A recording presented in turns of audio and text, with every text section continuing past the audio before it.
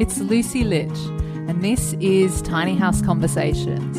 It's the Australian-based podcast where I interview experienced tiny houses, tiny builders, and adventurers in the tiny world so you can discover how to create, build, and transition into tiny life.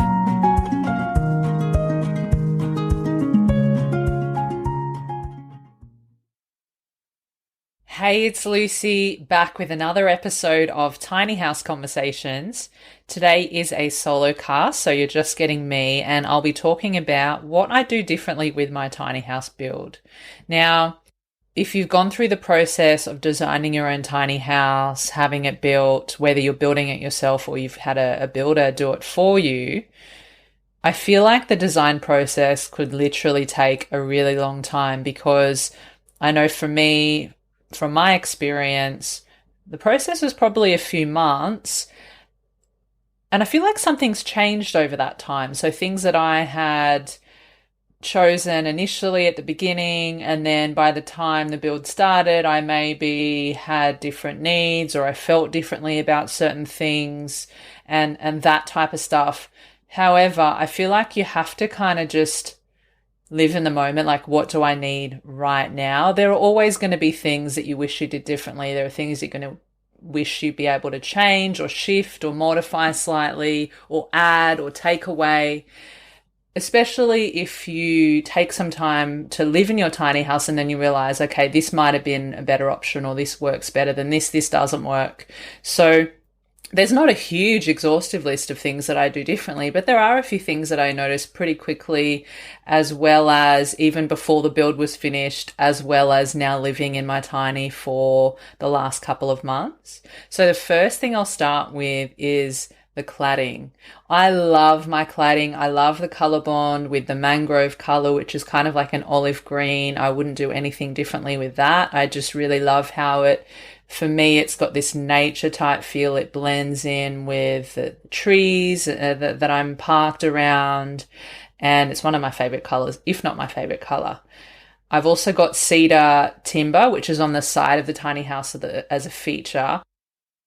So what I would change about the cladding is to move the cedar timber feature from the end of the tiny, so the end meaning the opposite side of the drawbar of the trailer.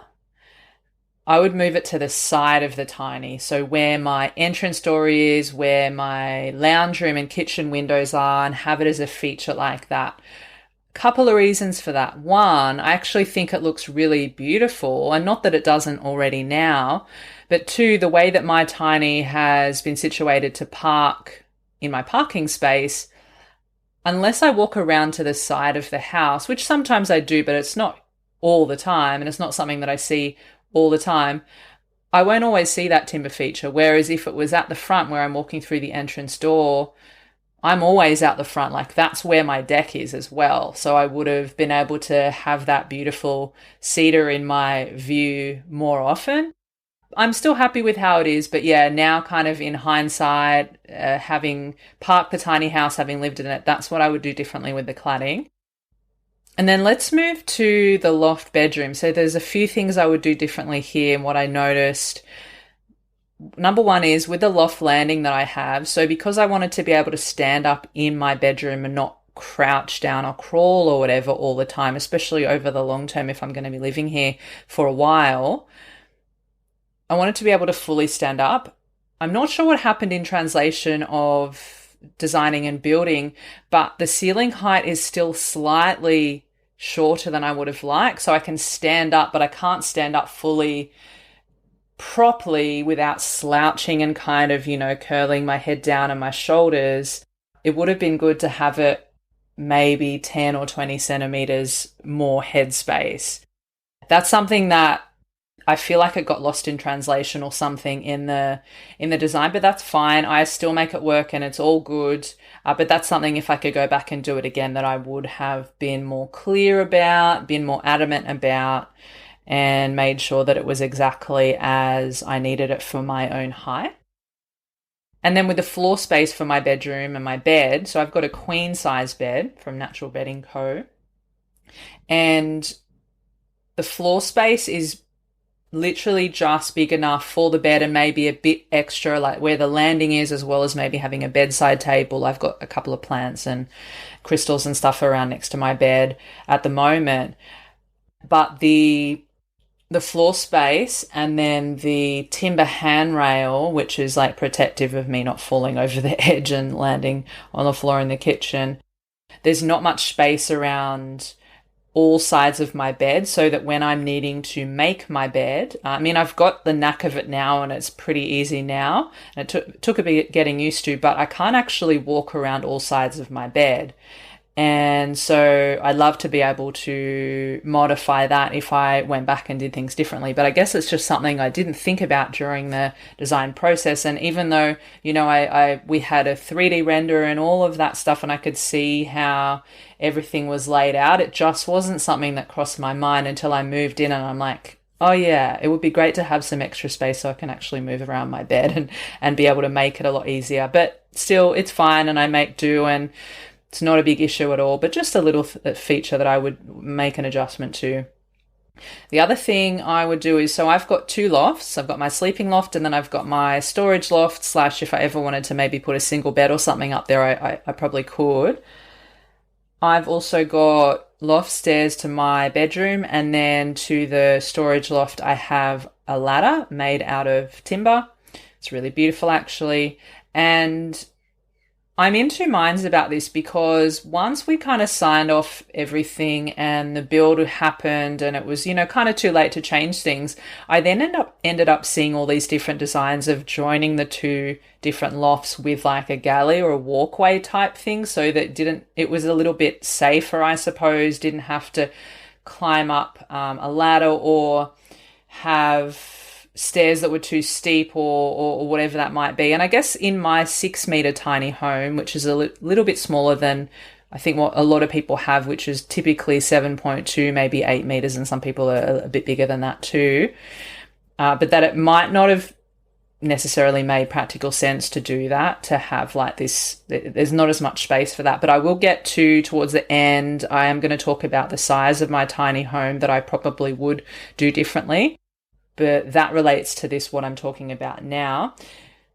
And so I said I'm in two minds about it, because although it would be great to have a walkway that connects the two lofts, I do also like having a ladder. And I know that a lot of people don't, and especially depending on what age you are or what capabilities you have with your body or just preference or lifestyle or whatever it might be, that a lot of people don't want to have to climb up a ladder.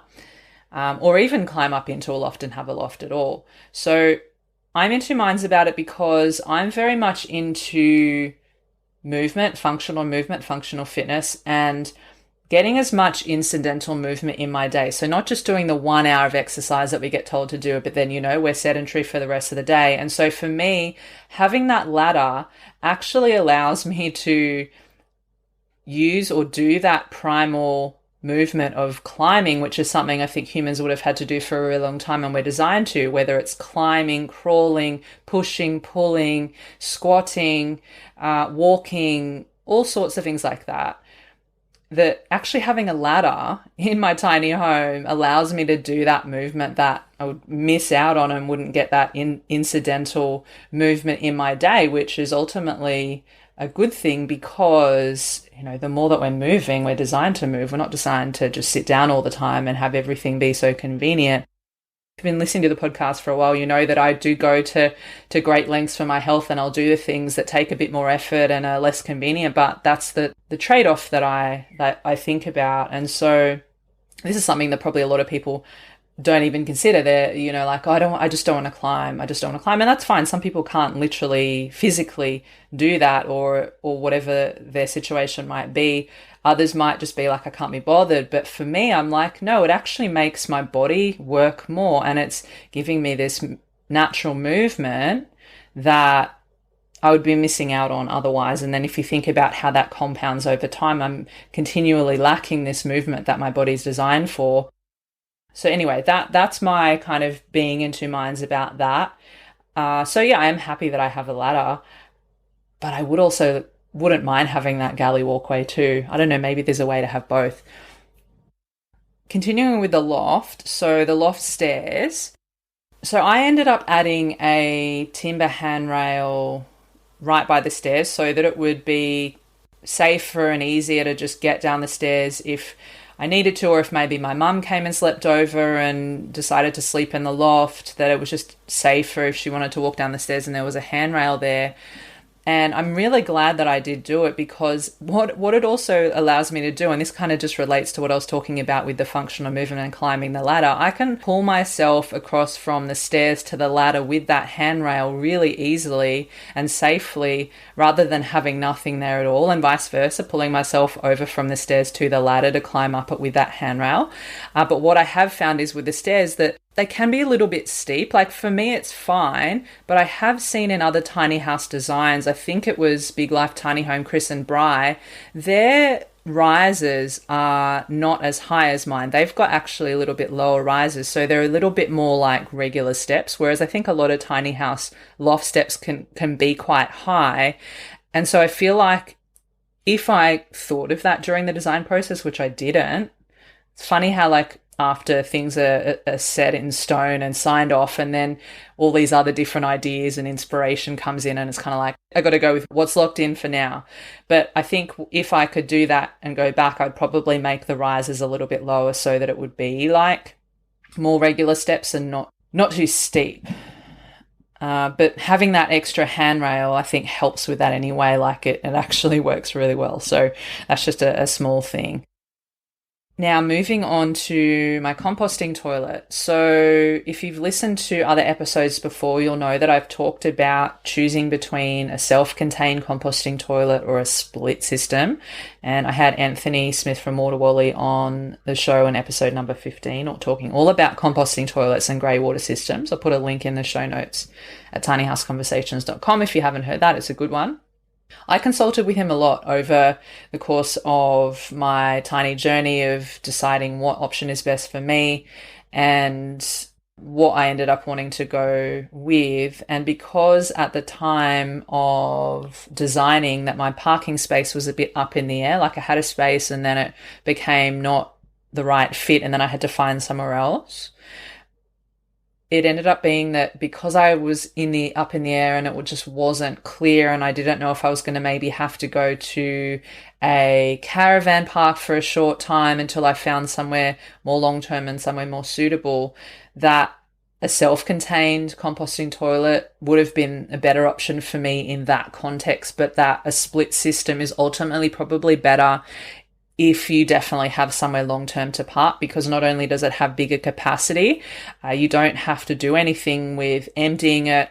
It's kind of like out of sight, out of mind for longer than I suppose a self-contained one, as well as with a self-contained toilet, often they have a urine diverter so that guys have to sit down, if they're going for a pee, as opposed to if you've got a split system, usually like you can just do what you would normally do with a regular toilet, guys and girls. So what I ended up doing was going with a Wandering Wally from Waterwally, the self-contained one, which has been totally fine. And I've been really grateful to just experience using that. And it's made me really okay with handling my own organic matter and my own, I don't want to call it waste, because like Anthony says in episode number 15, it's not waste if you don't waste it.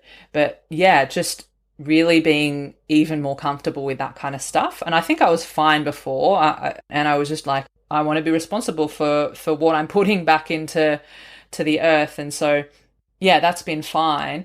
But if I could go back and do it differently, and I guess if I knew that I had my parking space locked in and I knew it was going to be longer term, I would go with a split system straight away. So with the Wandering Wally, I have to empty the solids probably every couple of weeks.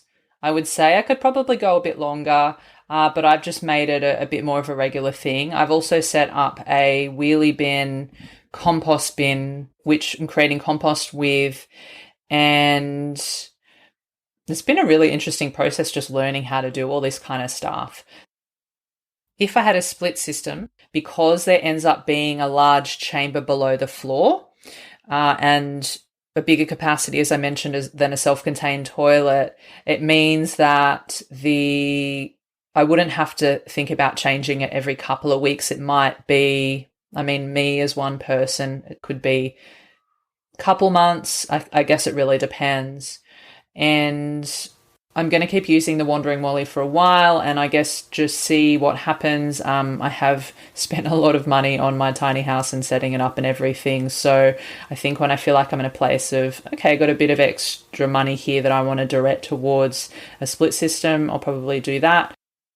The other thing about that is I think it's just easier too with a split system, where when you have guests over, you don't have to, it's not such a big jump from what they're already using. Like, yes, there's no flushing, and yes, it's easy to get them to put some wood shavings or whatever composting material into the toilet after they use it, but you don't have to worry about trying to sit forward and use the urine diverter hole, or sit further back, so that when you're needing to do your business in the solids chamber, that you don't have to sit further back and just think about all this stuff, as well as what I mentioned before, where guys have to sit down as well when doing number ones.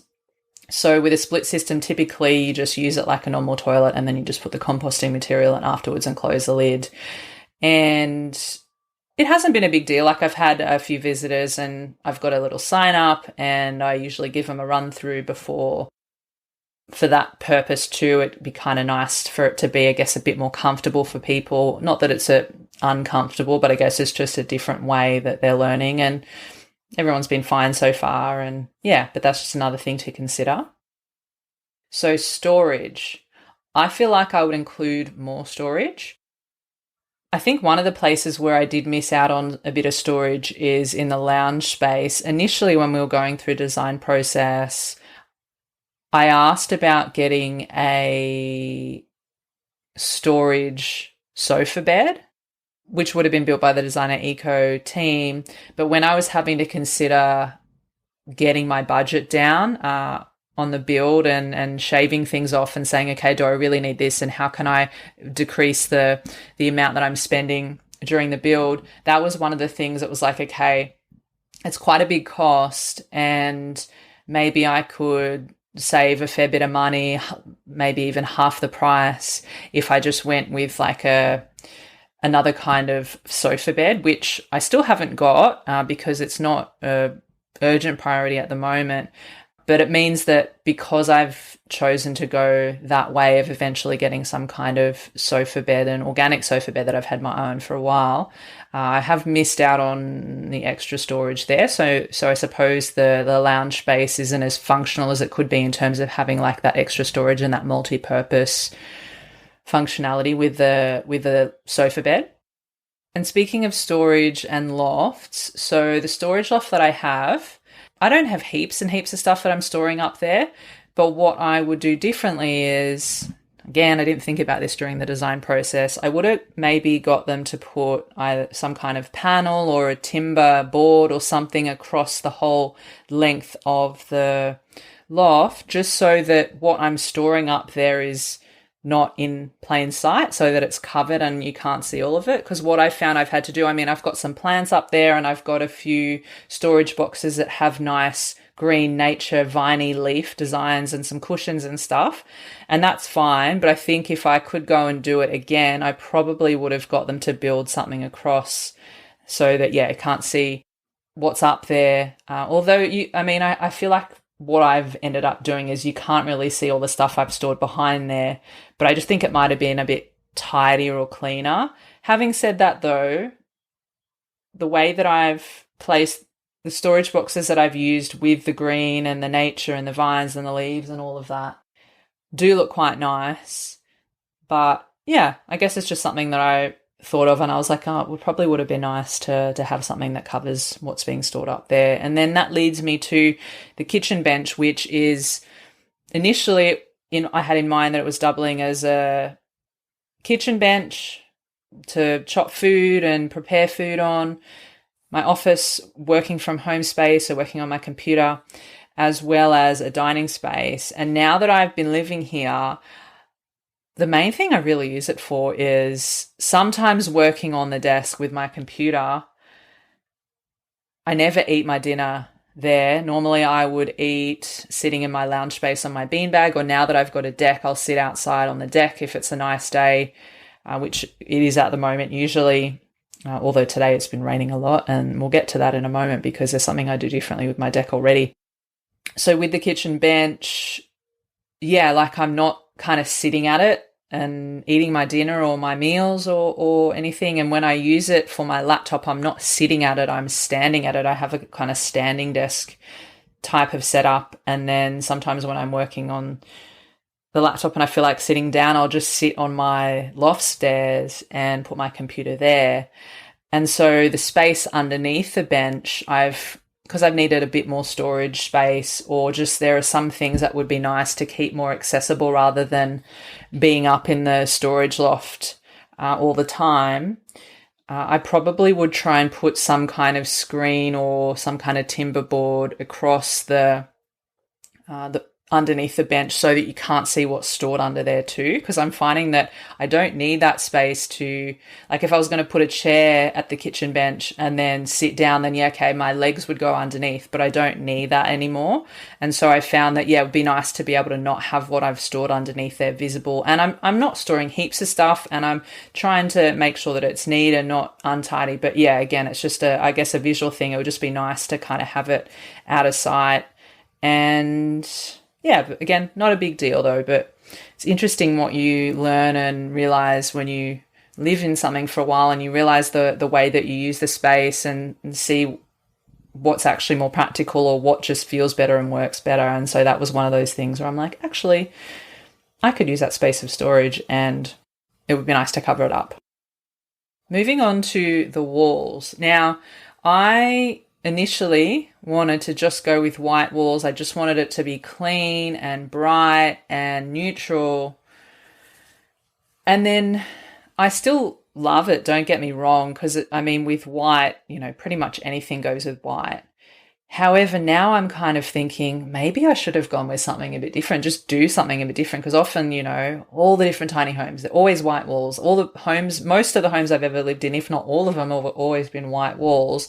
And maybe I could have gone with a green type color that was similar to the cladding on the outside, because I do love that kind of color again. So if I could go back and change it, I probably would do that.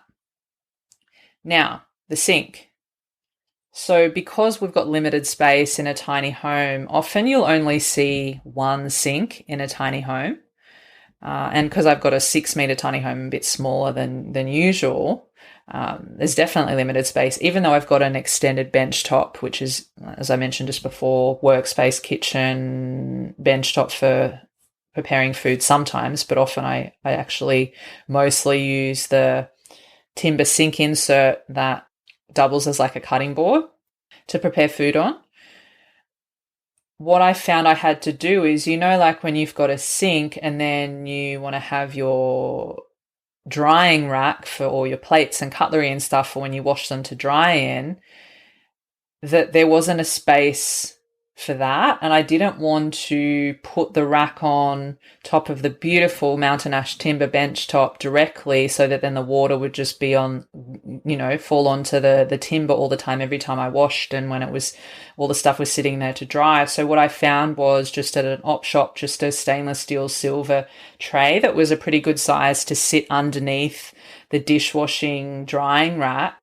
If I could go back and do it again, and again, this was something that I did not consider during the design process, I probably would have a double sink. So, or not necessarily even a double sink. It could be a double sink, but it also could just be the sink. And then how you typically have like a stainless steel part next to the sink where you would put your drying rack and dry your dishes and stuff. Yeah, that tip, you don't see that very often in a tiny home, and it's not something that came with the base model. The setup that I have is totally fine. The stainless steel tray is doing a fine job, but I think that's just something maybe aesthetically I would have thought about initially. So that's something to consider if you're thinking about practicalities of, okay, if you're going to have a sink, but you also want to have somewhere to dry your dishes, and if you don't want the beautiful timber getting wet all the time, then that's something to think about. Another small change would probably be to have just a regular electric stove. So when I was going through the process, you've maybe have heard me talk about this before. I was deciding between gas, which a 2-burner gas stove, which is what came with the base model, or just not have any stovetop at all and put a power point next to where the stove would be, and then use my own portable, whether it was induction or electric or that type of thing. Didn't want to do an induction, high electromagnetic fields, talked about that in other episodes. So I've just got a 2-burner electric stove, which is doing the job really fine. And it seems to be okay. But I think if I could go back and do it, aesthetically, I probably would just do a 2-burner electric stove. The other thing was, though, it was an extra cost. Like the portable 2-burner stove that I have, I think quite a bit cheaper, maybe 3 times, 4 times, I'm not sure, less than what I would have potentially paid for having the electric stove that I could choose as an optional extra with the building company. Again, not a big deal. It works fine. I've got a regular oven installed that came with the base model that's an electric one that I use probably more often. But I think that's just one of those things. Now, with my bathroom, I intentionally said, because I've got a smaller 6-meter tiny home, I prefer to have a smaller bathroom and then prioritize space for my kitchen and my lounge room, because those things are more important for me. But I think if my tiny house was bigger, which I'm going to talk about in a second now, I probably would make the bathroom just a slight bit bigger. Again, it's totally fine as it is, like it's completely functional. I don't spend a lot of time in there, so it doesn't really matter too much. But I think, if I did have that extra bit of space, then I might have also included maybe some timber shelves or something in the bathroom for some extra storage, whether it's for linen, towels, that type of thing. I don't know if this would have been practically possible. I'm sure we could have worked it out in some way. Is have a window right next to where the shower is. My window is right next to where the toilet is, so I don't know if, and which is, I think, necessary. Having the composting toilet's actually good to have another way of ventilation right next to the toilet, so not only having the vent pipe above the roof for ventilation, but also having the window like right there. But I feel like it would also have been good to have a window right next to the shower to be able to let the steam out that way. Because what I found is, especially on hot days, because it's such a small space in the bathroom, I could like come in and walk inside the bathroom, and in that shower area, because there's no ventilation right around the shower, it's actually really warm inside that space. And again, it's not a huge deal, and I could just get in and turn on the cold water and have a cold shower, which is what I've often been doing this summer. But I just thought about it, I guess, from a case of maybe moisture buildup, as well as just having a way of ventilation. Small thing, not a huge deal, and I'm glad that I, have the other window where the toilet is. So perhaps I would maybe even have 2 windows, but I'm not 100% sure. The other thing about that though is it would have been an extra cost because, there's a certain amount of windows that come with the base model, and then if you want to have either more than what would typically come with it, or you want to have maybe some extra specific types of windows that don't come with the base model, then it is an extra cost. So that was one of the things that I was like, okay, I don't want to pay extra for windows, but if I had the budget for it, or there was an opportunity to shift things, I might do that part differently. Okay, I've just got a couple more things. So as I mentioned, my tiny house is 6 meters long. It's also 2.4 wide, I believe, and then 4.3 meters high. When I went through the design process, I was literally just designing for what is it that I feel like I need in this moment. It's impossible to future-proof for everything. And I think, as I said at the start, you could just literally go through the design process and then change your mind in a few weeks, and then change it again, and then add this and add that. And you see other people's tiny homes and you go, I want that in mind. And then you keep changing and changing. And also we don't know what's going to happen in the future, right? And so it's really hard to future-proof everything. I mean, there's some things you probably can, knowing like, okay, like I want to potentially, maybe I might be in a relationship later, I might have kids, I want to maybe have certain features for my parents that might be a bit older, and when they're visiting, like I want to have this that makes it easier for them, just lots of different things. And one of the things I guess and actually this is, if I think back to the design process, this was actually a cost factor for me too. But I suppose if I had the budget at the time, or if I decided, you know what, I'll spend this extra bit because of this, so then I wouldn't have to maybe, I don't know, pivot or spend extra money later down the track to try and add on things, or whatever the case might be, I might have just invested that bit extra at the start. So what I would say about that is I think I would probably go a 7.2 meter, maybe even an 8, but I think 7.2 would be okay. One reason is I've got in my lounge space a little sort of meditation and sound healing area, which takes up half the lounge space, which is totally fine. Like I've got my harmonium, my crystal sound bowls, I've got a little altar with my flute, my crystals, and other types of things.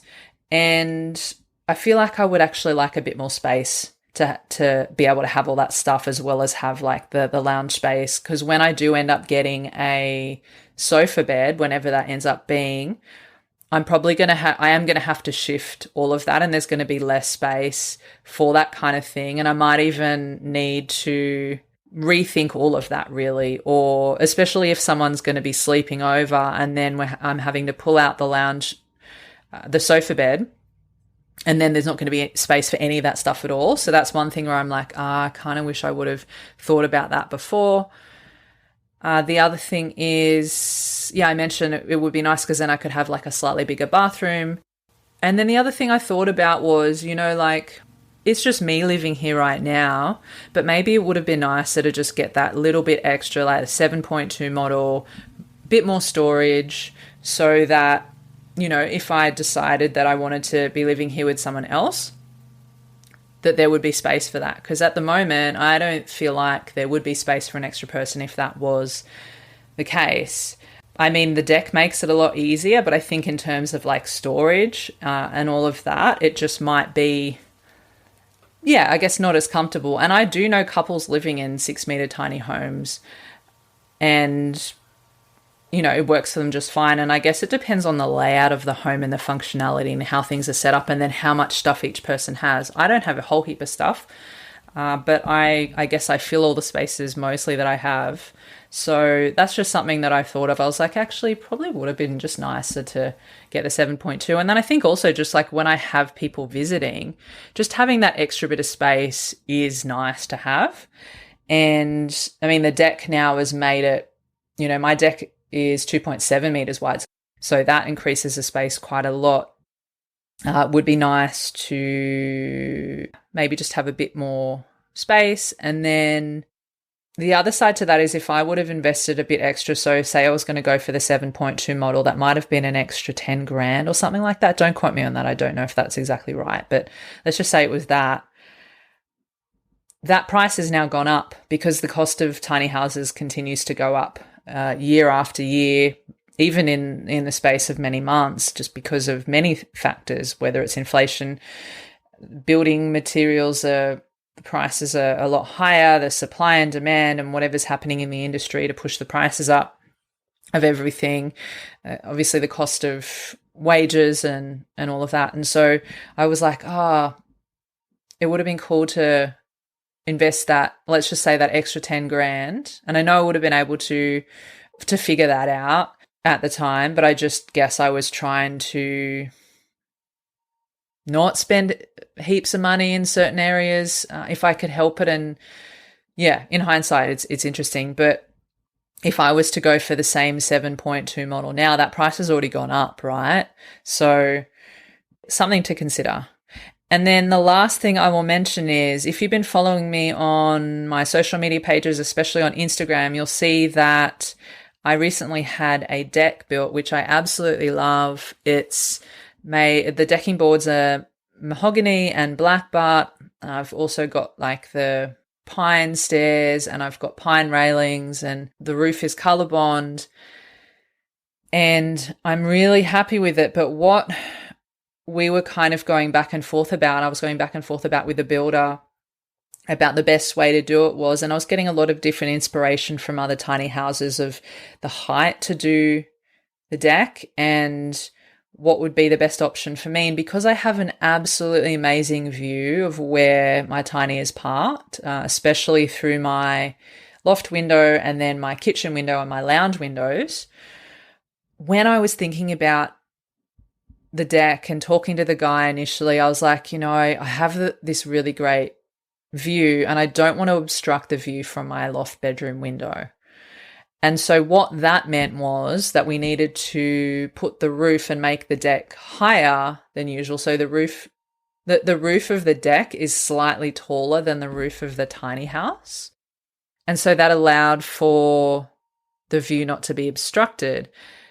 When the guy started to build it and, put all the posts and stuff in place and the bracing and the roof, I was like, wow, it's actually really tall. And I wonder how that's going to go with the rain, like if it ends up being quite heavy rain, or I get complete direct sun in the afternoon right in front of my kitchen window and the door and the lounge space. Like it comes straight in. I actually get to have a beautiful view of where the sun sets as well.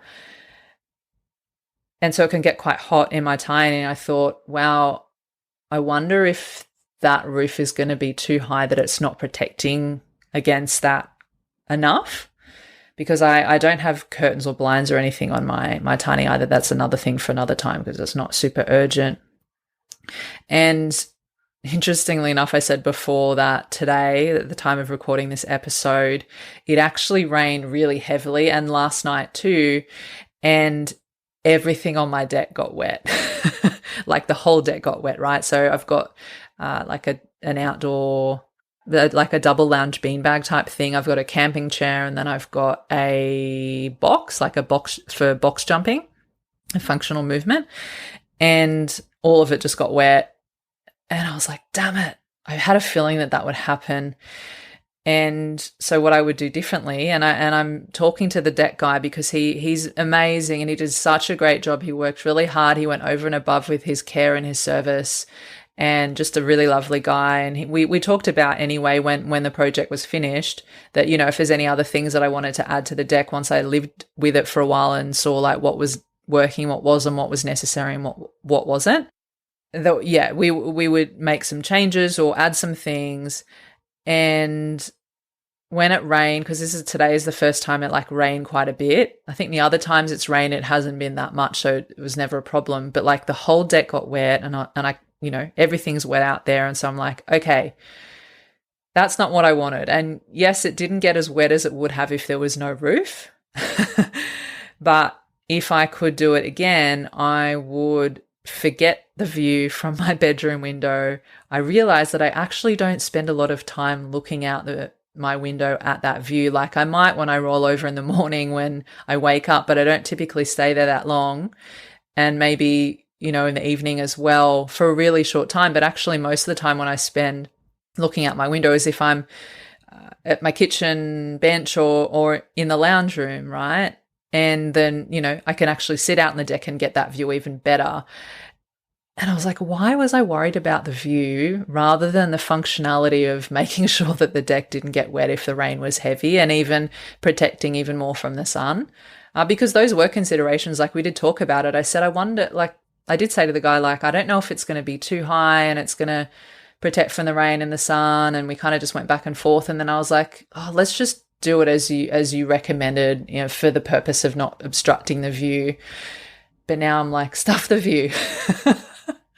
Because my whole deck got wet. So what we're trying to do is either see if he can lower it, which would mean that I'd have to get him to move the exterior light, because the exterior light is right above my entrance door. So we'd have to remove that, but that wouldn't be a big deal. I think it's just unscrewing it finding another place for it, and then just lowering the posts, making everything a bit lower.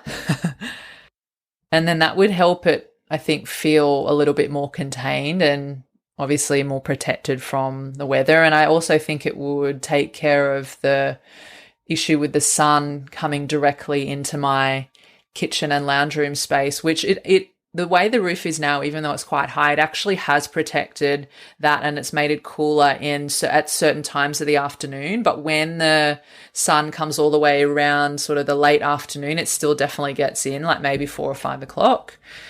And on hot days, it gets really, really hot. And so, yeah, that's something in hindsight. When it started raining today, I was like, oh dear, lesson learned. What is life without, going through things and making mistakes and making choices that maybe were not the best after all. But it's not until we, I guess, experience and go through things and then go, yeah, this would have been better that way. I've actually been kicking myself though, because I was like, if I actually stopped and thought about it more logically, and rather than just going, yeah, let's just do this. Oh gosh, you dummy. Of course the rain's going to come in when it's that high. Like, even if it's not windy, which it does get really windy here too. And that'll be interesting at the times when there's heaps of wind and there's also quite a lot of rain. So that will definitely be a no-no for my deck. So those are all the things that I could think about initially. There might very well be a few other things that I may change or do differently or remove or add. But for now, these are sort of the main things. And I guess the longer that I live in my tiny house, there might be other things that come up too. So I hope that's been helpful for you, because there are many things that we may not consider when we're going through the design process, or we may not even realize once we move into our tiny house and start living in it. So I hope that these things have given you some food for thought, maybe given you some things that you hadn't considered for your own tiny house. I should also finish by saying that overall, I'm super happy and so grateful for my tiny house and just being able to live this way. There's always going to be things that we feel like we may have done differently. That's life, right? But yeah, overall, I love my tiny house. I love being here. I love my deck, and I love just what the possibilities of my life could be from here on out. And thank you so much for listening. I really appreciate your support. And if you have any questions, feel free to reach out. You can DM me on Instagram or Facebook, or send me an email at tinyhouseconversations@gmail.com. And wherever you are on this tiny house journey, this podcast is for you. I'll see you next time.